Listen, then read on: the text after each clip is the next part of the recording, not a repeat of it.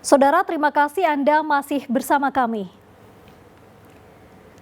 Saudara, Polres Blitar menetapkan tersangka pembunuhan 2 wanita yang mayatnya ditemukan di rumah penitipan hewan. Tersangka membunuh kedua korban karena sakit hati gaji tidak sesuai yang dijanjikan. Aza Faradinata, warga Ngadiluwi, Kabupaten Kediri ditetapkan sebagai tersangka oleh polisi sebagai pelaku pembunuhan atas 2 wanita yakni Ragil Soekarno dan Luciani Santoso yang mayatnya ditemukan di shelter hewan. Hasil pemeriksaan Polres Blitar, motif yang melatar belakangi tersangka tega membunuh 2 wanita tersebut lantaran sakit hati karena korban menjanjikan gaji sebesar 3,1 juta per bulan. Namun kenyataannya tersangka hanya menerima 1 juta rupiah per bulan. Polisi menyita barang bukti berupa parang, ponsel, dan rekaman CCTV yang terpasang di rumah korban. Melihat iklan untuk tawaran kerja disampaikan gaji tiap bulan 3.100.000.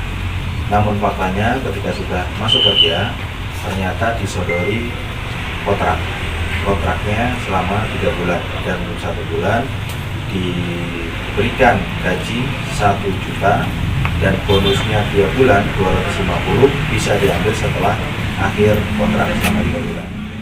Tersangka dijerat pasal 340 KUHP tentang pembunuhan berencana ancaman hukuman maksimal mati. Nur Ramadan melaporkan dari Blitar. Saudara, ulah sekelompok pemuda di Kabupaten Tuban kembali meresahkan warga. Dengan membawa senjata tajam, mereka mengobrak-ngabrik sebuah warung kopi dan menyerang pengunjung. Para pelaku juga melukai korban dan merampas ponsel. Dari rekaman CCTV terlihat sekelompok pemuda di Kabupaten Tuban sengaja berkonvoi di jalan untuk membuat kegaduhan pada Selasa malam. Setelah itu mereka mendatangi warkop di Desa Semanding, Tuban. Para pelaku secara brutal mengobrak-abrik warkop dan menyerang pengunjung. 1 orang mengalami luka karena dilempar gelas oleh pelaku. Pengunjung warkop pun ketakutan karena para pelaku membawa senjata tajam seperti celurit dan pedang. Mereka bahkan nekat merampas ponsel milik pengunjung warkop. Sekitar jam 1:30 Pak, tiba-tiba ada player. Saya kan pikiran enggak enak, saya tutup 1 ini Pak. Terus tiba-tiba kok sana lempar-lempar sambil ngacungin senjata, celurit sama samurai. Terus teman-teman sempat bilang ampun, tapi sana masih lempar. Langsung yang 5 masuk, yang 2 tertinggal di luar. Itu dipukulin pakai gelas sama pakai kayu kalau nggak salah Pak. Ada samurai juga, ada celurit. Untungnya kok cuma kepalanya yang luka, yang lain aman Pak. Itu berapa orang Mas yang nyerangnya? Sekitar 80-100 lah Pak. Polisi yang mendapat laporan langsung mendatangi lokasi kejadian, namun para pelaku keburu kabur. Anggota mendapat laporan dari masyarakat yang mengetahui adanya gangster, ya. Jadi anggota cepat datang ke lokasi, ya, sudah melakukan pengerusakan. Selanjutnya pelaku melarikan diri ke arah utara. Itu berapa orang itu dan pelaku kira-kira? Pelakunya ya perkiraan lebih dari 30 orang. Terus ada yang luka-luka dan korban? Ada korban luka memar saja, ya. Hanya kerugiannya kalau warungnya sih nggak apa-apa, cuman pecah botol dan gelas. Kini polisi masih menyelidiki motif kasus ini dan memburu para pelaku. Sapari Ranuwijaya melaporkan dari Tuban. Saudara, beralih ke informasi lain, awal tahun 2024 harga sayur dan bumbu dapur di Jember meroket tajam. Kenaikan paling signifikan terjadi pada tomat dan seledri. Harganya melonjak hingga 2 kali lipat dari harga normal.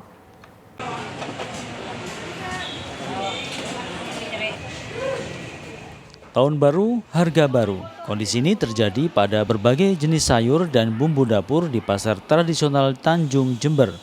Harga sayur mayur seperti kubis, bawang merah, tomat, hingga seledri mengalami kenaikan signifikan. Kenaikan paling tinggi terjadi pada seledri, naik 2 kali lipat lebih. Jika sebelumnya Rp15.000, kini tembus Rp40.000 per ikatnya. Tomat dari harga Rp20.000 naik jadi Rp25.000 per kilogram.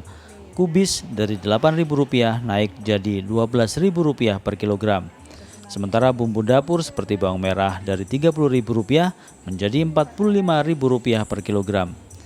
Menurut pedagang, kenaikan harga diduga karena terbatasnya pasokan dari petani akibat gagal panen.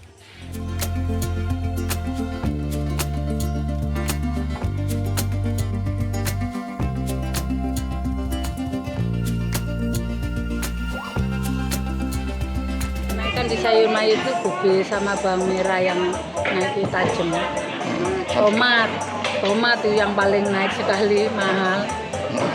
Kalau kubis dari berapa ke berapa? Kubis itu dari 8.000 sekarang 12. Terus kalau tomat biasanya 12 sekarang 22, 24 itu mainis. Bawang? Bawang merah dari 30 ke 45. Ini kalau pasokan gimana, Pak? Kalau pasokannya ada tapi dibagi-bagi, kurang lah. Pembeli gimana? Ya pembelinya ya biasa aja, itu malah ngurangi pembelinya. Naiknya harga sayur mayur dan komoditi dapur ini membuat pembeli resah lantaran harus mengeluarkan biaya belanja lebih di awal tahun ini. Ayam, bumbu-bumbu kan memang saya buka kuliner. Jual lagi, matang tapi Cateringan, masih. Terus gimana, Pak? Ada beberapa harga yang naik ini, Pak? Yang penting kan ada barangnya gitu loh. Sing ada barangnya bisa dimasak, bisa dijual lagi dalam kemasan mateng gitu loh, Mas. Masakan mateng itu tidak saya naikkan. Kualitas tetap, Mas. Selama masih mampu ya tetap ngapain. Nanti pelanggannya lah ngeluh kok malah kecil ikannya gitu. Naiknya harga berbagai jenis komoditas sayur dan bumbu dapur diperkirakan terus terjadi hingga beberapa hari ke depan, seiring dengan belum normalnya pasokan dari para petani. Tommy Iskandar melaporkan dari Jember.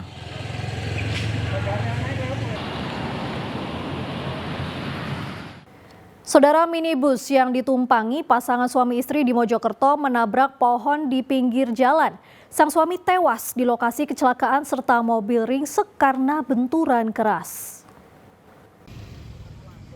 Kecelakaan ini terjadi di Jalan Raya Desa Sidoarjo, Kecamatan Gedek, Mojokerto. Minibus yang ditumpangi pasangan suami istri Muhammad Zainuri dan Siti Komaria menabrak pohon di pinggir jalan raya.